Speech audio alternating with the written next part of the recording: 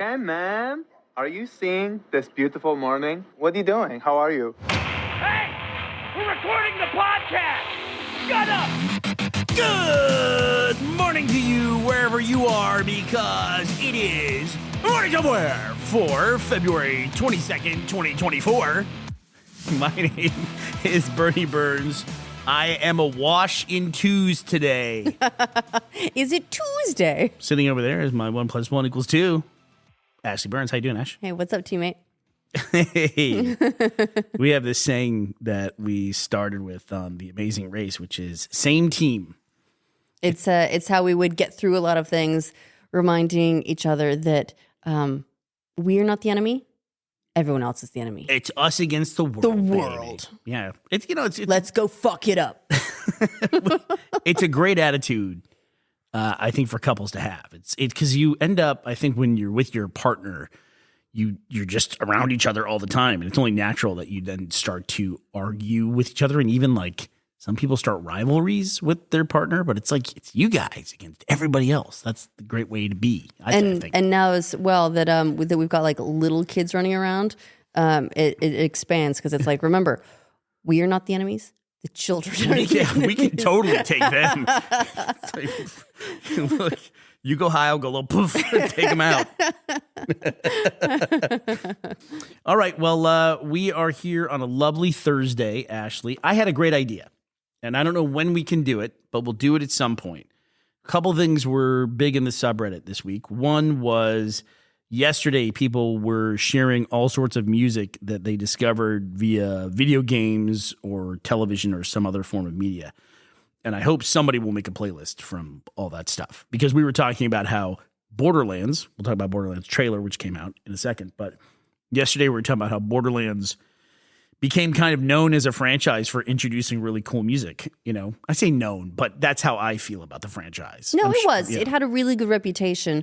The Borderlands games all had quite good music. And the nice thing about it was a lot of the music was not yet really, like, it wasn't really known. It was kind of like nice finds, little gems. And they went mining. I found out something new as well, is that in the film world, the person who would do that on a film is called a music supervisor.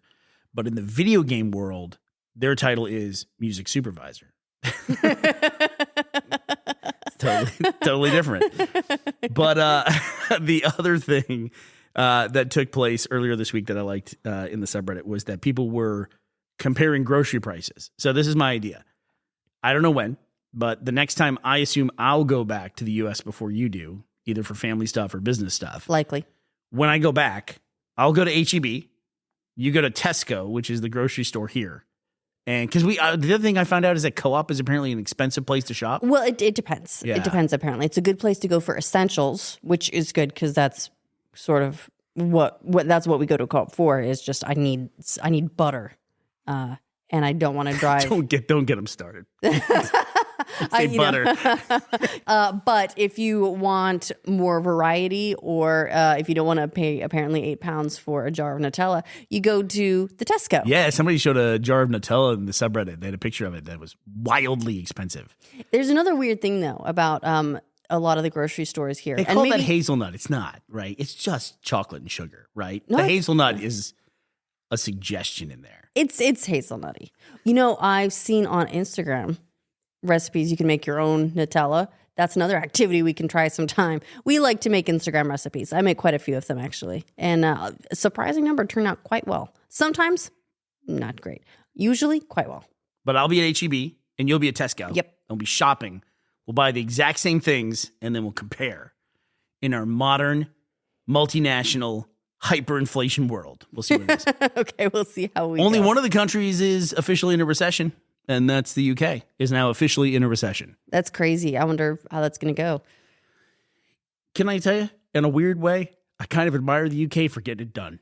Because for the last year, 2022 into 2023, and now into 24, I guess we've kind of broken it. We had our soft landing in late 23. But all of 2023, it's like, it's coming. Recession's coming. I don't know. It's coming. They keep saying though now they're like, oh yeah, looks like a soft landing. So when have we landed? How long is this landing take? Are you going to do that thing where you get almost landed at the airport and then they're like, oh, I'm going to go around again. I haven't landed yet. I don't know. I'm not an economist. The big thing this week in the markets is Nvidia is reporting their earnings, and everyone is like, yeah, watching Nvidia this week. And Nvidia's looked out a couple of times because the last time Nvidia became just insane, it was because of all the crypto miners were using the Nvidia GPUs to mine cryptocurrency. And now it seems like Nvidia is going to be one of the big driving forces behind AI. So they keep finding ways to use the GPU chipsets to do stuff that's not G. But at the end of the day, Ashley, let me ask you this. Were you tracking Nvidia as becoming a major company, like a driving force in the global economy? Because it seems like, I don't know when exactly that happened. I get it with crypto and AI and everything, but it does seem like I've known about Nvidia as a company for a long time, and I didn't think like they were this juggernaut, you know? No, never. Until the crypto miners made it impossible to find. I was like, what? And then I was like, what are you guys doing?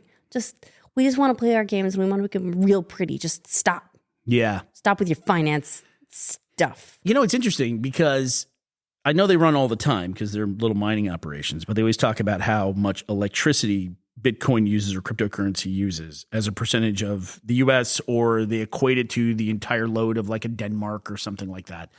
I've never really seen them do that with anything else. Like what percentage of electricity is used on an annual basis for the internet? What is used for video games? You know, the internet has to be a phenomenal suck on electricity resources. It has to, right? Well, the new thing is AI.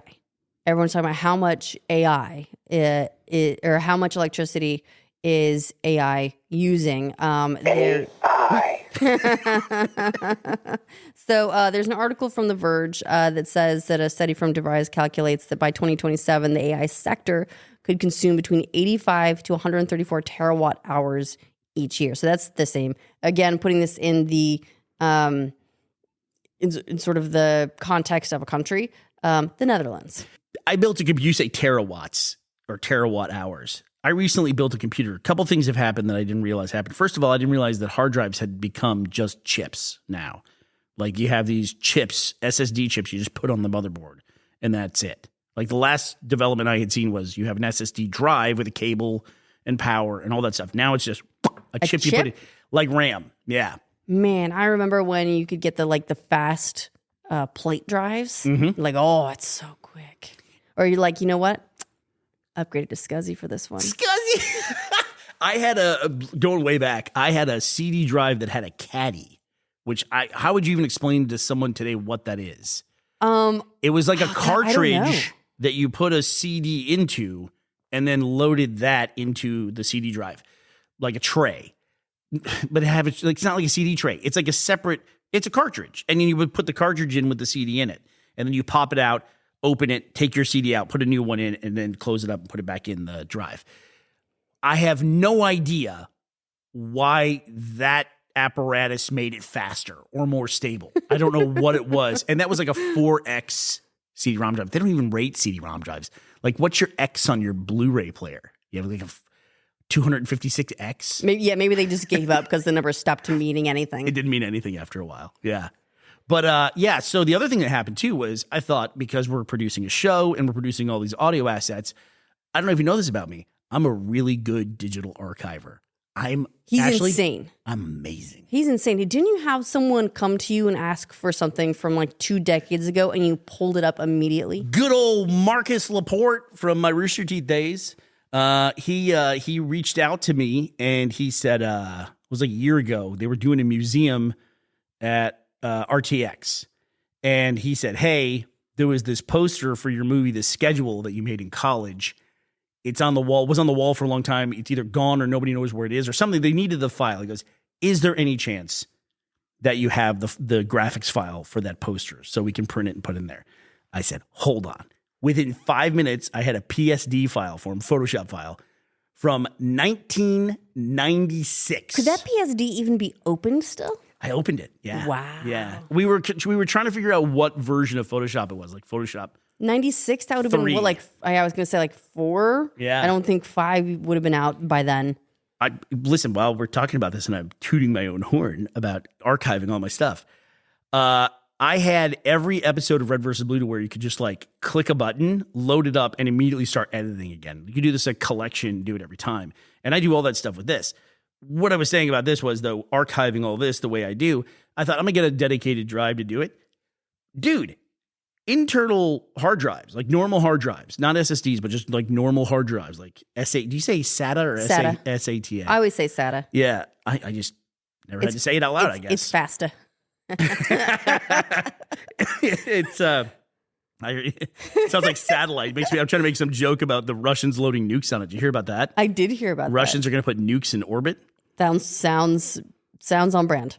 I mean, it's so crazy to like, how do we get as a species to the point where we could put stuff into space, and then our idea is, I'm going to put stuff into space that then points a gun back at us. Like, it just seems like once you reach that point, you wouldn't be at the point where you're trying to shoot stuff on Earth anymore.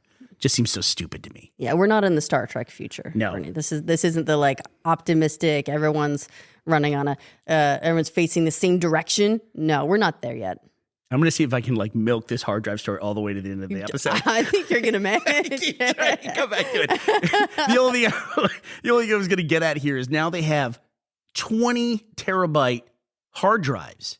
And I think the last time I had looked, the biggest one I could buy was maybe an 8. And those were like 600 bones to buy one of those. But Bernie, how many orbital nukes is that? it's 5 giraffe-sized nukes. Well, speaking of insanity and space, the Borderlands trailer came out. Fucking nailed it on the segue there, Ash. We talked a Gold star. little bit yesterday about the basically the posters that had come out. They did a teaser. They were starting to share some more visuals. Put a full trailer out, and I don't know if this is going to be a hot take or not. I haven't read too much of people's responses yet, but ladies and gentlemen, hot take incoming. hot take. It looks like Borderlands. It does. actually looks like the people who made it played Borderlands. Say it. They played the game. They played the game, Yeah. and I also, I'm not going to count Kevin Hart out at this point. For Roland, everyone is still a little bit skeptical. That's fine. But for me, I think what's going to make or break it is the overall group dynamic. And if they're fun together. And if they're fun together, I can forgive some of the characters stepping out of the sort of game persona and being more of a movie type persona. I'm fine with that. And also that I will watch Cate Blanchett in anything. Really, will you? No, because I won't watch Tar. You have to think too much. What you had to? It's like a highbrow. I'm not there. But for Borderlands, I'm there. Also, I'll come back to this in a second too.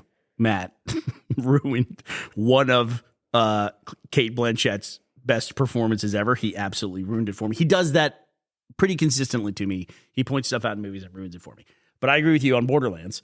I thought it looked great. If I was a huge Borderlands fan, I like Borderlands. I wouldn't call myself like, I'm not in the fandom, as they say, as the kids say.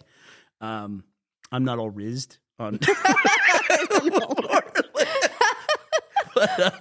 But I like it. And when I saw it, I was like, cool. They even had, like, in the trailer, they had some of the stuff we were talking about yesterday, where, you know, they have the apocalyptic world, and then you see how, like, the space part feels almost, like, glued on top of that. It does. They show in orbit, and there's a big space station, and then what does that have to do with the Mad Max happening on the ground? Also, correct me if I'm wrong, you never go to other planets, right? You're just on... Not in Borderlands. You're right, yeah. But maybe in like Tales from the Borderland, you go other places as well.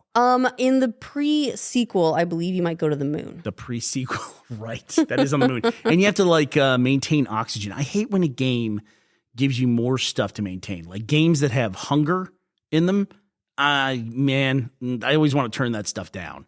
Because then it's just like, you're just like, what are you doing? You're just like doing maintenance stuff. Whereas if you have games that don't have that, like a Skyrim or something, people will go out of their way to make mods to add hunger. Right. Some people really like getting hungry. What was the first game you remember playing, since we're on like talking about scuzzy CD-ROM drives and everything. What was the first game you remember that had hunger in it? Blue Valkyrie. Needs Val- food badly. Oh, Gauntlet. Yeah. That was just a timer that would count down to you had to put another quarter in, basically. Right? I played on GameCube, so no. Did you play the Gauntlet 64, which was the 3D one? Oh, was it 64, not GameCube? Whatever it was that was on the home console, that's the one that I played. Was it top down with like the cavemen and the ghosts and the... No. No. So it must have been GameCube. Was yours 3D? Yes. Okay. It must have been N64, you're saying. No, or GameCube. I'm going to look this up. Okay, yeah, go for it. But the first one I remember was Ultima 3 back in the mid-'80s. So the hunger mechanic has been around for a long time. Gauntlet Dark Legacy. Gauntlet Dark Legacy. Was that a 3D one? Yes. It wasn't the top-down one, yeah. Have I ever told you my thing about Gauntlet? Like why it's important to me as a... this is going to... We'll have to put up a link to this screenshot. I remember very distinctly as a kid seeing the Gauntlet title screen on the arcade game. Like in the arcade, it came up and had a picture of, I think, the Warrior and the Valkyrie. Maybe it had all four of them. But it was like a computer rendering of them. And I thought to myself, man, one day games are going to look like that. They're going to look that good. Like that still frame that somebody drew, they're going to look like that. And if you go back and look at it now, it's absolutely ridiculous. It's so ridiculous. There's so many games from that era that I was like, this looks absolutely incredible. And now I'm like, oh, that hurts. That hurts a lot. I played a game called Lands of Lore. Yeah, that one was rough, actually. That one was rough. I got sold that one by someone at Babbage's. I'm blaming you, Bernie. Yeah. When I worked at Babbage's, I remember it was so weird when I worked there, which is now GameStop after like 1,000 corporate. Yeah, like roll up into EB, roll up into GameStop, something like that. Funko Land is in there as well. We had to check out games to play. Like you had to go home and play a game so you could talk to customers about it. And it was like you had to remind most of the people in the store. It's like, hey, you're supposed to check out a game tonight. And they're like, oh my God. I was like, this is the greatest perk of all time. You're insane. I also remember very distinctly working at Babbage's at the point in history where I was taking Super Mario Brothers NES cartridges in the box, in the wrapper, off the shelf, and just chucking them into a cardboard thing, or excuse me, a canvas like wheelie cart. Just so many of these, chucking them in there so they would go into the warehouse because they were being taken off the shelves. And one of them sold at auction for $1 million a few years ago. An unopened Super Mario Brothers for the Nintendo Entertainment System. It would be nice if you could time hop into, not physically, but time hop into your brain at that point and be like, just maybe save one of those. I mean, it's like Pokemon cards and everything else. What do you think is the most valuable thing you've ever owned and then didn't know it at the time but let it go? Oh, I wouldn't even begin to know. Yeah, there's nothing you can think of. I had the first appearance of Cable in, I think it was a New Mutants comic. The first appearance of Cable in the Marvel Universe, like in a comic under my bed forever. And I just had it. And it became, like you knew some comics were valuable, like Avengers #1, things like that. I remember Avengers #1 was $600 when I was a kid. I'm curious what that is today, especially after the MCU stuff and all this time. But yeah, my mom threw it away at some point. But I've always held on to like, oh, if I would have had it made. I think it's probably worth like $85, you know. But I always think in my head, my mom screwed me by throwing away that Cable comic. It's all her fault. Where would you be in your life if only for that Cable comic? Yeah. So we're going to have to pick our list of things that we're going to buy at the grocery store, Ash, because I really do want to do this at some point. We are, but I need you to go back and talk to me about Cate Blanchett. So Cate Blanchett has a hard drive that's no. She's got these orbital nukes. So there's two things. It'll be hard to find these. Hopefully someone else can go out and make these little clips because we're not going to have time to do this. But Matt has ruined two big movies for me. He's ruined, and two big characters in two big movies. The first, which I know I've talked about before, is Darth Vader in Star Wars: A New Hope. I know a lot of people probably haven't heard of him, but he's huge in that fandom. When he first appears on the blockade runner and confronts Princess Leia for the first time, it's a really cool scene. He chokes the guy. It was like, oh my God, this was like the coolest villain ever when I was a kid. Matt, for some reason, decided to point out to me when he first walks up to Princess Leia, he like waltzes up to her, and then David Prowse in the costume, for whatever reason, puts his hands on his hips and does like this little frump. He goes, like, and I never noticed it. Saw the movie for like 25 years, never noticed it. Matt goes, oh, that's the frump that he does. And it's like, you absolutely ruined it for me. The other thing he did. And now you've ruined it for how many other people? Gotta pass the trauma along. Welcome to the suck, y'all. This is generational trauma. I think addressing the trauma is important. It's a discussion that needs to be had. All right, pass on the trauma. What's the next one? Galadriel in the Lord of the Rings franchise, played marvelously by Cate Blanchett. Spoiler, they win and they're getting on the boats to go into the West. And for some reason, when the two hobbits that end up getting on that boat, when they get on the boat and go by her, for whatever reason they left this in the movie, she makes the weirdest like face. Like, and Matt says like, it's like pervert orgy about to happen. And she's like, it's hard to describe the look in her face, but she goes like, Are you sure it's not meant to be a knowing smile, like a wise knowing smile? There's a wild look in the eyes, Ashley, that it doesn't mean the same thing. There's something wild in that face, in that expression. So yeah. So screw you, Matt Hullum. You ruined two of my favorite movie franchises of all time. And now I've passed it along to everybody else. All right, Ash, any other thoughts about the Borderlands trailer for today as we close it out here? Yeah, I don't know. Maybe I'm biased. I want it to be good. I want it to do well. Why is that? I want the era of good video game movie adaptations to really kick in. Here's something I'm wondering, because we didn't even talk about this. Marvel has now announced that Avengers 5 is no longer Kang Dynasty. They're going to change it to something else, and I don't think they've said what. And the Hollywood Reporter article that reported on this said they're retooling the entire MCU to combat superhero fatigue. Did James Cameron coin the term superhero fatigue and put that out into popular culture?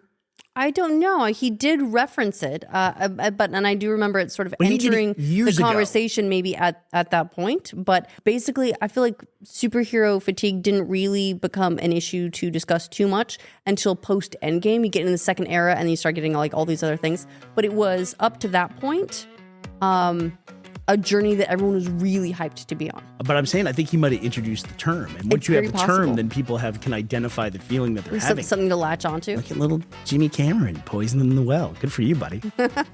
All right. Well, that does it for us today. 222-2024. We will be back to talk to you tomorrow. We hope you'll be here as well. Bye, everybody.